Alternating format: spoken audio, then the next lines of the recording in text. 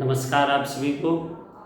आज मैं फिर आप लोगों के बीच एक छोटा सा टॉपिक कि मनुष्य का सबसे पहले क्रमिक विकास में जो अवस्थाएं थी भोजन की, तो भोजन के आधार पे भी जितने सारे हम लोग जान चुके हैं कि भोजन क्यों आवश्यक है। वृद्धि विकास के लिए हमें और जिंदा रहने के लिए हमें किसकी आवश्यकता पड़ती है, तो हमें भोजन की आवश्यकता पड़ती है। तो हम लोगों ने यह जाना कि भोजन हमें प्राप्त कहाँ कहाँ से होते हैं, तो पेड़ पौधे और जानवर दोनों से। क्यों? क्योंकि मनुष्य और जानवर दोनों के दोनों ये एक परपोषी जानवर है। परपोषी मतलब हेटेरोट्रॉप्स, जो अपने भोजन के लिए कहीं ना कहीं हम लोग निर्भर रहते हैं। किस पे? पेड़ पौधों पे निर्भर रहते हैं, जानवरों पे निर्भर रहते हैं। उसी प्रकार से सेम पेड़ पौधा भी जो है अपना भोजन अपने लिए वो सेम खुद से बनाता है। तो उसे हम लोग क्या कहते हैं, तो उसे हम लोग ऑटोट्रॉप्स बोलते हैं, स्वपोषी बोला जाता है। तो उसी भोजन करने के आधार पर यानी अकॉर्डिंग टू फूड हैबिट यानी भोजन की आदतों के हिसाब से आज हम लोग वर्गीकरण कर रहे हैं। किसका? तो हमारे पास जितने भी जीव हैं, जीव में भी कौन, तो अभी हम लोग पेड़ पौधे को छोड़ रहे हैं, अभी एक तरफ कहाँ जा रहे हैं, जानवरों के तरफ, और दूसरे तरफ हम लोग इंसानों को ले रहे हैं, मनुष्यों को ले रहे हैं कि उसको भोजन करने के आधार पर कितने भागों में बांटा गया है, तो 3 भागों में बांटा गया है। Herbivorous, carnivorous, omnivorous. शाकाहारी, मांसाहारी, सर्वाहारी, ये तीनों आते हैं किसमें? मनुष्य होते हैं। और जानवर भी 3 प्रकार के होते हैं, लेकिन इसमें इसका एक और बढ़ जाता है जिसे हम लोग स्कैवेंजर या फिर मुर्दाखोर बोलते हैं, जो मरे सरे गले जीवों को खाता है। ये हमारे लिए बहुत ज़्यादा ज़रूरी भी है।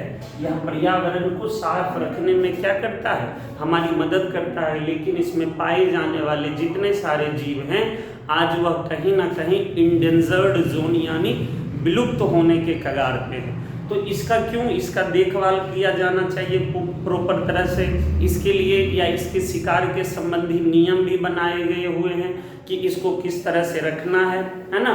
तो इसी में अब वैसे कोई मनुष्य जो केवल किसको खाएगा, जो केवल पेड़ पौधों से बने हुए प्रोडक्ट को इसका इस्तेमाल अपने खाने के रूप में करेंगे, या वैसा कोई जानवर जो केवल और केवल क्या खाता है, घास, फूस, पेड़ पौधे की छोटी छोटी टहनियाँ, तो वैसा जानवर क्या कहलाएगा, तो वैसा जानवर हार्बीवोरस कहलाएगा।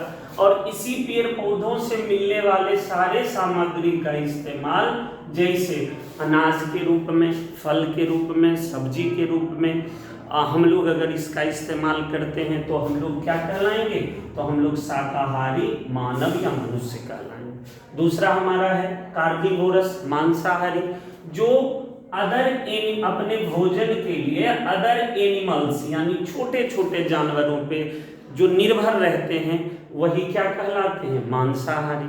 अब एक शेर जो है वो शिकार करता है किसका, एक शाकाहारी का, है ना। कहने का मतलब है कि शेर शिकार करता है हिरन का, शाकाहारी मांस खाने में उसे ज़्यादा अच्छा लगता है। सेम उसी प्रकार से यदि हम मानव जिन सारे मांस, अंडा, मछली, इन तरह के खाद्यान्न पदार्थों का इस्तेमाल करेंगे तो वही हम लोग क्या कहलाएंगे, तो वही हम लोग मांसाहारी कहलाएंगे। और एक ऐसा भी होता है उदाहरण के लिए एनिमल्स में बियर, भालू, कुत्ता, कौवा, ये सारे वैसे जानवर हैं जो सब कुछ खाते हैं। सब कुछ कहने का मतलब कि वो पेड़ पौधा भी खाते हैं और मांस मछली भी खाते हैं। सेम उसी प्रकार से हम मानवों के अंदर भी एक प्रकार से ग्रुप वाइज उसको अगर बांटा जाए कि शाकाहारी, मांसाहारी और सर्वाहारी में, तो लगभग 75 लगभग एक अच्छा खासा समूह हमारे पास मौजूद होगा। किसका? जो अभी इन दोनों पदार्थों का सेवन करते हैं। कहने का मतलब है कि कहीं ना कहीं वह अनाज से भी रिलेटेड हैं, लेकिन उसे मांस की भी आवश्यकता होती है। तो उम्मीद है कि हमारा वीडियो आप लोगों को पसंद आ रहा होगा। हमारे चैनल को लाइक और सब्सक्राइब करें और आज के लिए धन्यवाद।